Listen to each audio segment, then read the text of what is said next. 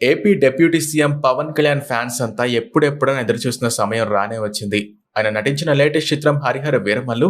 ఈ పీరియాడిక్ డ్రామాకి మొదట క్రిష్ జాగర్లమూడి దర్శకత్వం వహించగా, పలు అనివార్య కారణాల వల్ల సినిమా నుంచి తప్పుకున్నారు. ఆ తర్వాత జ్యోతి కృష్ణ దర్శకత్వ బాధ్యతలు తీసుకుని సినిమాని పూర్తి చేశారు. అయితే ఇప్పుడు ఫస్ట్ పార్ట్ 'స్వాడ్ వర్సెస్ స్పిరిట్' పేరుతో జూలై 24న ప్రేక్షకుల ముందుకొచ్చి బాక్సాఫీస్ వద్ద హిట్ టాక్ ని సొంతం చేసుకుంది. ఇప్పటికే తెలుగు రాష్ట్రాల్లో పవన్ మానియా కుమ్మేస్తుంది.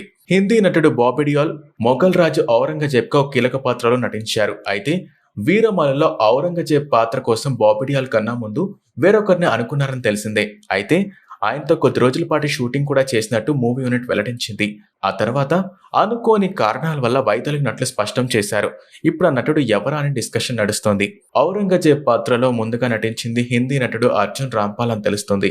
ఆయన 'భగవంత్ కేసరి' సినిమాలో విలన్ పాత్రలో తెలుగు ప్రేక్షకుల్లో మంచి గుర్తింపు తెచ్చుకున్నారు. అయితే 'హరిహర వీరమల్లు' కోసం కొన్ని రోజుల పాటు ఆయనతో షూటింగ్ కూడా చేశారు. అయితే సినిమా ఆలస్యం కావడంతో, డేట్స్ అడ్జస్ట్ కాకపోవడంతో అర్జున్ రాంపాల్ తప్పుకున్నారని సమాచారం. ఆ తర్వాత ఆ పాత్ర కోసం బాబీ డియోల్ ని తీసుకున్నట్లు చెప్పారు.